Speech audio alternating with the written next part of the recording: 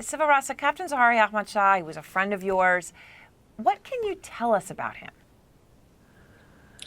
Well, I first got to know him quite well around April, May 2013. That was the time of the last general elections in this country when I ran as a candidate as a member of parliament. He was one of the several hundred volunteers in my campaign team, and he followed me around on the campaign trail a couple of days. Subsequently, we've met a few times on social events organized in my constituency, and that's when I got to know him better as well. Captain Zaharie is, basically is, a bloke a person who's easy to like. We have some pictures that you took together that you just provided us. These are the first time anyone's ever seen them. What did you do together? I mean, we've got some pictures of you singing karaoke together. I mean, tell us about what it was like socially with him. Sure. No, as I said, he's a fun kind of guy, easy to be with, easy to interact with, and easy to like. So that photograph of us karaokeing together was at one of those social events around in the end of last year, organized by my youth wing in the party in the constituency, and he obviously likes to karaoke, so he was up there singing, and I got pushed to join him, and there we were, both of us trying to sing Hotel California, and quite badly at that too.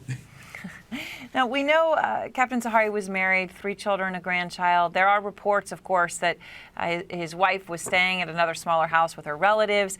Did the captain ever talk to you about anything in his personal life? No, unfortunately, we never did. I never really met the family.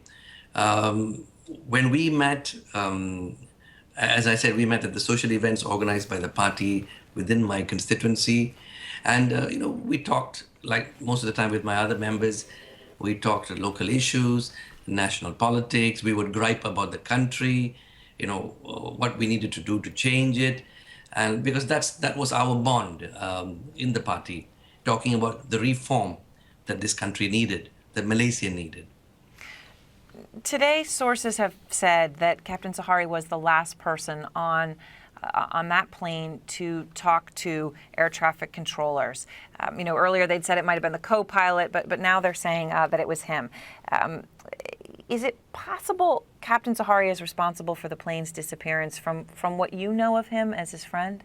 The Captain Zaharie that I know would never have put the lives of his passengers in danger or his plane at risk. That's not the man I know. So I cannot imagine for 1 minute that Captain Zaharie would do that. Something obviously went wrong on that plane, and we still don't know. We don't know the answer. But the man I know wouldn't be doing that, not deliberately.